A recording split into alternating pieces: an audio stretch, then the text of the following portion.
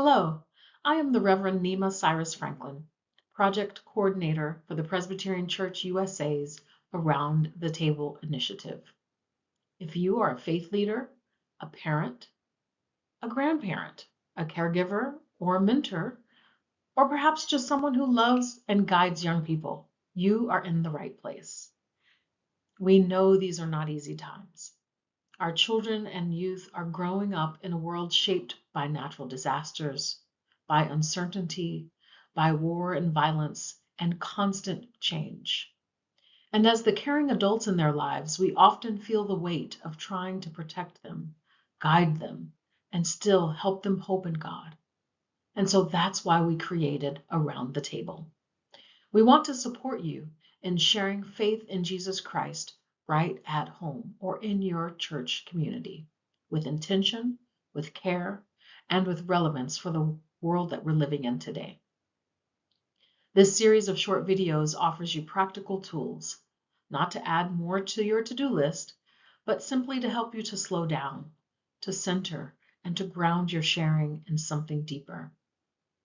These videos are not just information to force our children to believe, but to help us invite them into a deeper relationship with God in their everyday experiences. So you'll hear from pastors, therapists, parents, and community leaders who bring wisdom and lived experience to topics like trauma-informed parenting, holy listening, storytelling, inclusion, mental health, justice, and simply how to share hope. Each video is paired with a simple worksheet to help you put what you're learning right into practice, and you can find that linked in the description box. So you can also visit our website at pcusa.org/around the table resources for more details and any other information you might need for our initiative. Our prayer is that these conversations help you find strength for today and guidance for the days ahead, because you don't have to do this alone, and because we can't do this alone. So let's grow and let's feast together around the table. God bless you.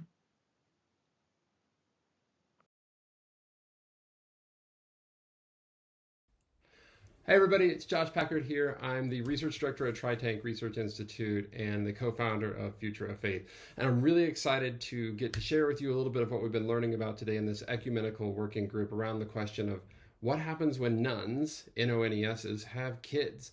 So as you may have been following over the last, a couple of decades really, we've seen this dramatic increase in the United States of people who claim no religious affiliation. Well, now the oldest of those are getting to an age where all of those nuns, about a third of the US population, are starting to have kids or be at the age where they would normally have kids. So they're not going to have as many kids as young people have had in the past. That's one of the first key findings that we found, and that you can see in some other demographic data. But it brings to bear some real questions for us in the church for those who are going to have kids. What are they going to do for their faith formation? What role can we play to come alongside and support them during this very tumultuous time?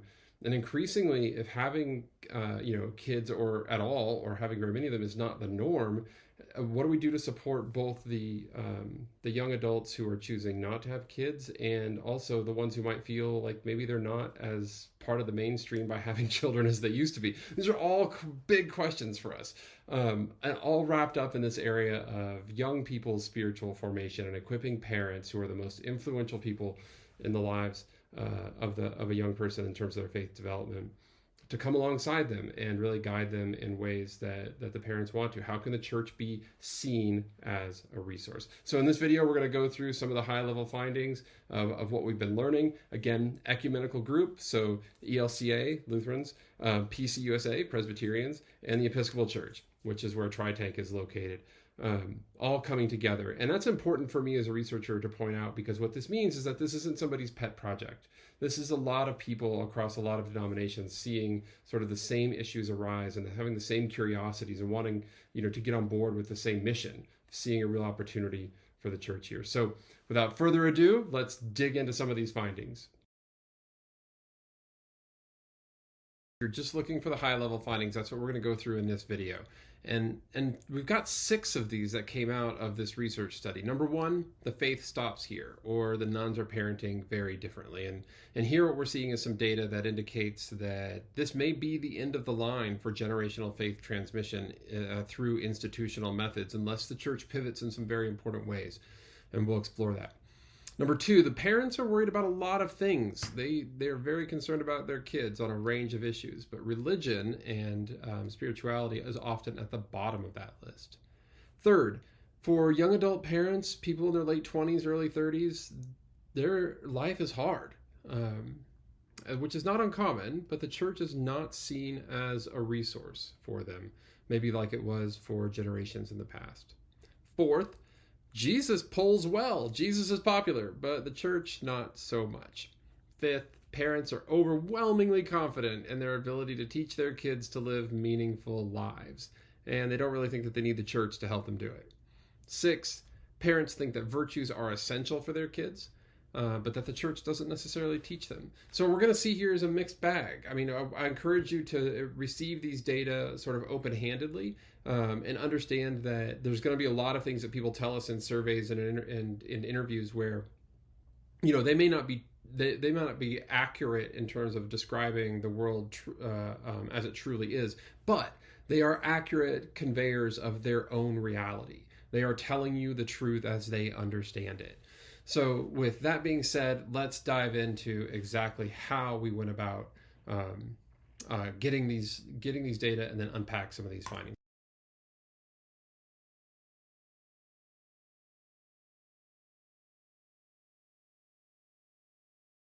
a little bit. So the methodology here, the young adult parents, was an ecumenical, multi-year, multimodal research initiative led by TriTank. The project was conducted between 2023 and 2024, and it came in 3 waves. So phase 1 was a nationally representative survey, pretty robust, 3,100 adults between 25 and 39 who either have children or plan to have children. So this is really interesting. We had to ask a screener question at the beginning, and that screener question was not just about age, but it was also this question of, do you have children or do you plan to have children? And that actually produced one of the earliest really interesting findings, which is that nearly 40% of people in that age range of 25 to 39 were not planning to have children or had children already. And that, if that number held, which it will not hold at that level, but if it holds anywhere close to that level, that would be a demographic shift that we have never seen, maybe since the baby boomers, just in the opposite direction. And since we did this first wave of research in 2023, just in the last couple of years, you're starting to see more and more of those demographic findings come out. People are having fewer kids, fewer people want to have kids at all, and they're waiting longer to have them, which obviously biologically puts some people at risk of who want to have kids not being able to a greater proportion than ever before. So things are changing on the parenting front. In phase 2, then, we took what we learned in that first wave of interviews, and our first wave of surveys, and we did interviews with 22 young adult parents from all faith backgrounds. And we went in and looked deeper into those, got some deeper insights from those longer interviews, 30, 45 minutes each, and sort of exploring what they were going to do for faith transmission. I mean, were they planning to, teach their kids anything about the Bible or about other religions? Were they going to push them into synagogue or mosque or anything like that, church? And if so, how? And then we wrapped all of that up in phase 3, just last year in 2024. Another nationally representative survey, margin of error here, same, around 3-4%, of 1,033 U.S. adults, same group of people, building on insights from the first 2 things. So when you hear me talk about the findings in the next few slides, we're talking always about 25 to 39-year-olds who either have children or say that they plan to have children.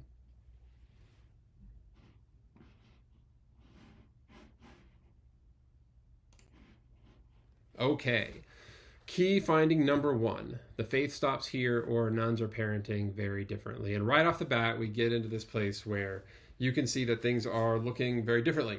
Are you interested in church for children's spiritual development? Well, the ones who identified as Christians, we see still, yes, like 60-70% of them are saying that they agree or strongly agree that they're going to turn to church. The nuns, not surprisingly, if the parents are not claiming any particular religious affiliation, then that number drops to like 1/3 or so who are looking to the church for their children's spiritual development. Now, I don't think that that's actually bad news. I mean, if you don't have religious sort of leanings, if you're not committed, but still 1/3 of your group is interested in going to church for that reason, that suggests that there's an opportunity there, at least in some ways, to engage those parents, at least for the spiritual formation and development of their kids. So that is one aspect of this. There is more, though, because this is a question that social scientists have been asking for a very long time. Is it necessary to believe in God in order to be moral and have good values? And here we see a pretty sharp divergence between Christians and nuns. So again, here we see over half of Christians saying that it is necessary to believe in God, and only 17% of nuns say that it is necessary to believe in God to have to be moral and have good values. So it suggests that maybe that if we lead with that being Christian will make you more moral, or coming to church will give you good values, that it's not that nuns would disagree with you there. They just would maybe mark that that's not the only pathway to get there. That the church doesn't have the sort of exclusive domain over that category anymore, if it ever did. And I want you to hold on to that, because we're going to come back to that here at the very end, in the last finding. Okay, one more here. So as we look to these, one more survey finding from this first key finding, the faith stops here. So look at this. I would be interested in going to church for the spiritual development of my kids, even if it didn't meet my own spiritual or religious needs. Now, in this slide, we've got the active affiliates broken out from the inactive affiliates, and then the nuns. So what we've done here is on what we're calling active affiliates. You see at the bottom there are people who claim an affiliation, saying, I am Christian, and they attend service once a month or more. And then the inactive affiliates are the people who are saying, that they're Christian, but they don't go to church. They go seldom or never. So in the parlance that I grew up with, we would call these see-and-ears that go on Christmas and Easter. You may have your own language for them. And what you see here is that, okay, even if this church is not meeting my own spiritual needs, 75% of active affiliates would still go for the spiritual development of their own kids. So kids can still be a real draw for parents to get into church. It's very interesting. We even see in the next one that 16% of nuns are currently taking their kids to church, Sunday school, youth group, or some other form of religious instruction. Again, that's not a high number, but it's higher than I would think. But the way we usually mark these things in terms of adherence or people engaging with the faith is often through these ritual markers. We track the number of baptisms, we track confirmations, etc. And the nuns are just they don't see the value in those. So all the way down to 14%, relative to 80% of active affiliates that say that the ritual is important to them.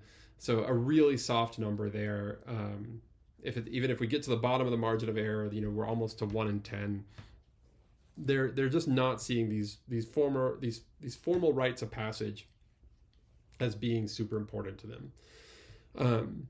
But again, if we move outside of the institution, this is going to be a recurring theme. We start to see the nuns tick up. Again, nowhere near as close to the active affiliates, but still much higher. It's important to me that my kids feel connected to something transcendent or bigger than themselves. Now, again, we're back up over 1/3. And how important is it that your children are faithful and religious as adults? No surprising findings there. So the nuns are looking like they're going to be a very different kind of parent, simply not engaging as much, and certainly not in the same ways. Hear what they say when they talk about this. This is from MG, 36-year-old white male, married with children. He said, I want to pass on the ability for them to make their own choices. If they're going to have a relationship with religion and faith, I want that to be something that they pick for themselves. We really don't want them to get pushed one way or the other based off of our opinions. Now, again, this is a wildly different approach. I don't know about what it was like when you were growing up with your parents.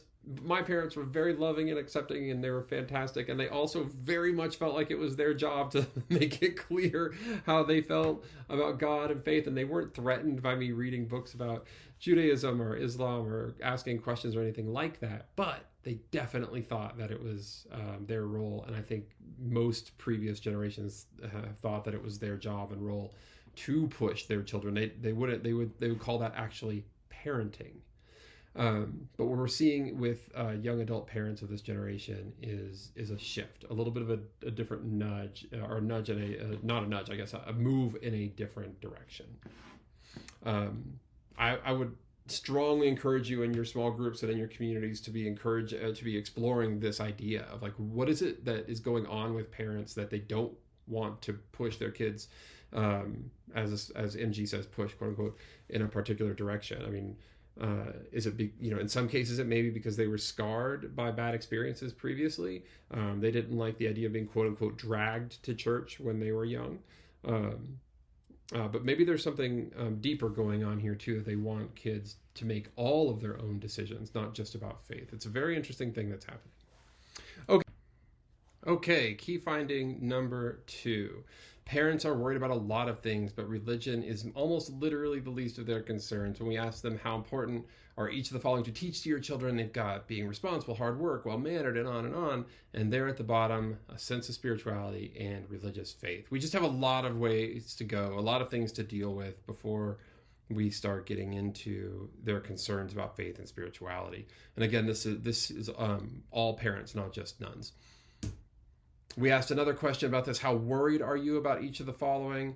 And you see being bullied there is at the top, exposure to harmful content online, sort of grouping there along with being kidnapped or abducted. Then at the bottom is losing faith or religion. So this is, again, not topping the list of parents' primary concerns. One more question in this regard: how important is it that your children do each of the following as adults? We really want, most of what parents want for their kids are these very individual, sort of like success-oriented things. So have jobs and careers, be financially independent, like get out of my house, I think is what that is code for. Earn a college degree. Now there's faithful and religious right there in the middle. But if you look further down, then get married, have children, then have similar religious beliefs and have similar political beliefs. And so young adult parents are much more seemingly open than we would have expected to find about their kids diverging from them. Again, this gets back to this issue of my parents were, maybe like yours, very interested in letting me explore my own ways, but they also felt like it was their job to make sure that I understood where, our family's values were. So they, I would say they wanted me to have similar religious beliefs as them, and that young adult parents are not necessarily thinking that way. I mean, this comes at the bottom of the list of the things that we had asked about.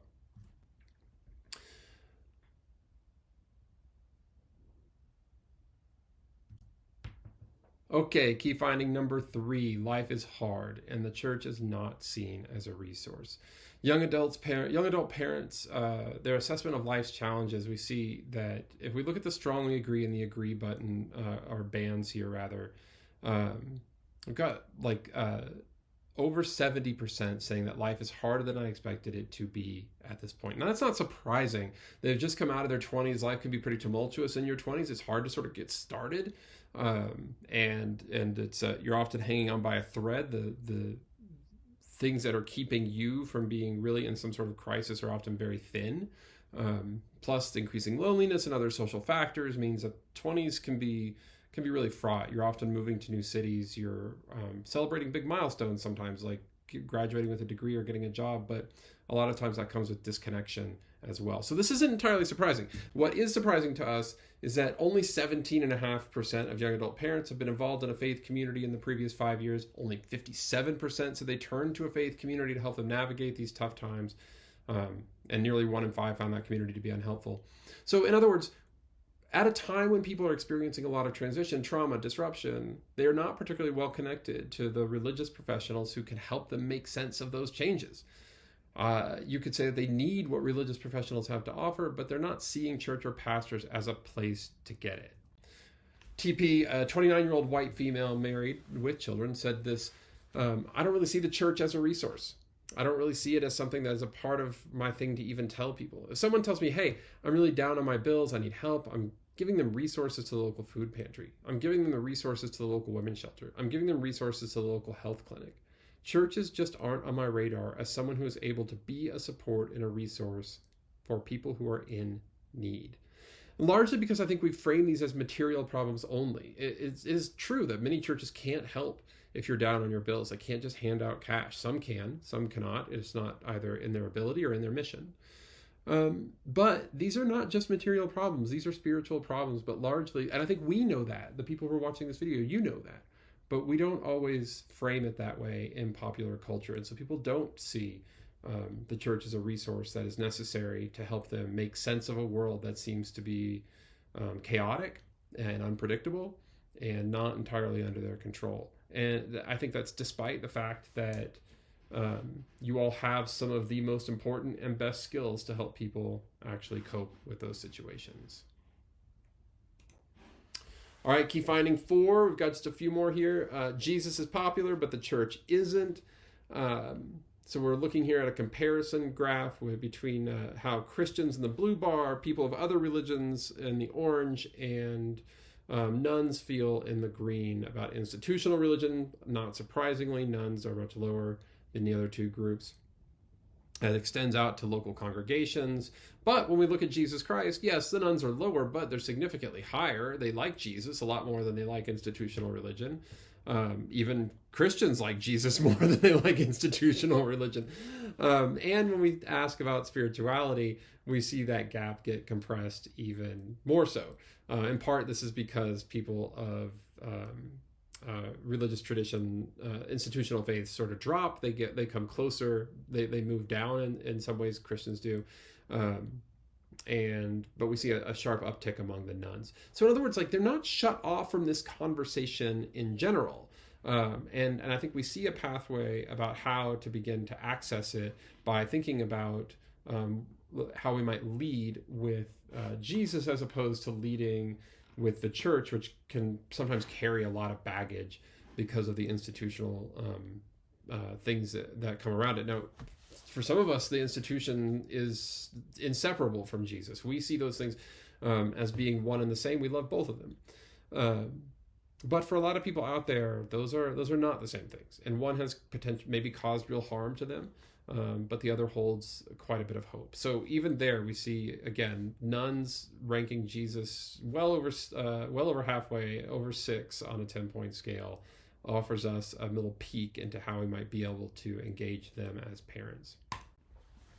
Finding 5, then parents are overwhelmingly confident in their ability to teach kids to live meaningful lives. So we actually asked this as sort of a hypothesis coming out of the interviews. We're like, oh, maybe parents feel like they can handle all these instrumental things, or they're so worried about bullying and online content and all those other things that we listed, getting jobs, moving out of the house, but maybe they're worried about being able to teach their kids to live a life of meaning and purpose, and that's a place the church could step in. So we asked them, how confident are you in your ability to teach your children the skills needed to lead a life filled with meaning and purpose? And turns out they seem totally fine with it. Again, it's a place that I think the church does a very good job, has a lot to offer, but that parents just don't see it as something that they need help with. In this case, there's only 0.5% of them saying that they're not at all confident, and an overwhelming are very or extremely confident. So if we walk in saying things like, hey, look, we have the keys to living a life that is meaningful and that is filled with purpose, they're going to look at you maybe a little bit sideways and be like, what are you talking about? We've got this on lock. Thank you very much. Maybe that is not our best pathway forward. Okay, then key finding number 6, the last of the key findings here. Parents think that virtues are essential for their kids, but that the church doesn't teach them. And I think this offers us one of the clearest pathways forward, because this is one of these things that I was talking about at the beginning, where they are accurately reflecting their own feelings. But I would argue that this is one of the places where young adult parents, especially nuns, are getting it wrong. The church does teach these things and can and has it well within its tradition to be able to do a good job with these kinds of issues. But they're not perceiving it. And it's not that they're wrong. I think they're correct in their perception. Very famous sociologist W.I. Thomas once said, "That which people perceive as real is real in its consequences." And that's what we've got here. We've got a perception that is real in its consequences. So you see, for example, at the top, they say that the virtue, the value of self-control is very important to them. 70% agree to that. But they think that the church, only 48% of the people agree that the church puts an emphasis on it. There's a 20+% gap between those things. They think love is really important, but that the church doesn't necessarily demonstrate and teach that. Again, a 20% gap, a 20% gap on patience and kindness and joy, nearly that much on peace.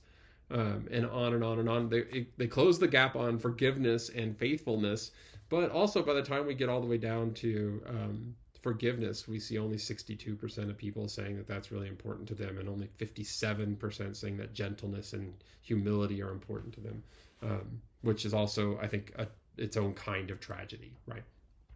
Okay. All right, so that's just a little bit of what we're learning about on this question of what happens when nuns have kids. I really see this as this massive opportunity for the church. I mean, one of the things that we mentioned, that I mentioned earlier in the video, is that this is a generation that's coming of age, really, into this like late 20s, early 30s period where this big cohort of nuns is really grappling with what to do with when they have kids. What are they going to do for their spiritual formation, if anything at all? And I think this is a critical moment for the church, because we often think about nuns as people who've left the faith. And in this case, that's not really what's happening here. So these are not people who left the church that are coming into their late 20s and early 30s. These are people who largely were never engaged to begin with. And increasingly that's so as each year progresses. These are their parents who left the church. And these nuns grew up without much sort of even context for understanding things. So we may have to start with square one in some of these cases, like what is Sunday school? What is faith formation? Why is the church an important resource? I think you saw that in some of the data that we were talking about just over the last 15 or so minutes, which is that they don't see the church as a resource, largely, I think, because they are not familiar with what the church can do. They don't think the church teaches virtues because they haven't spent a whole lot of time in it. So while this moment is critical for young parents and it's important for the church to come alongside, we may have to take a step back in terms of how we think we can engage with them. Whereas previous generations might have had at least some of the basic grammar or vocabulary of what religion means or what church is, this cohort of young adult parents might not necessarily have access to that kind of language or those frameworks or those metaphors. And so we may have to be coming with them really from step one to help guide them in ways that they find valuable. And a lot of times that's going to mean stepping outside of our comfort zone. Sometimes it's going to mean stepping outside of our buildings to really engage with them. Okay, there's a big PDF where we unpack more of these findings. You can see that on the TriTank website. And you can really get into some of the actions and recommendations. But mostly I would encourage you to just discuss this as a small group. Talk to some young parents in your own community. That's probably the best thing you can do, is see if the things that we've been talking about here resonate with the experience of the people that are actually sort of like in your local community, in your gathering spaces, because those are the people that matter most. We've got all this national level data, but none of it's as important as the people that you actually know and live with and do life with. So make sure you get to know them around some of these key questions. Best of luck. Thank you for all the work that you do, and we'll be here for the support as long as we possibly can. We're happy to answer any questions.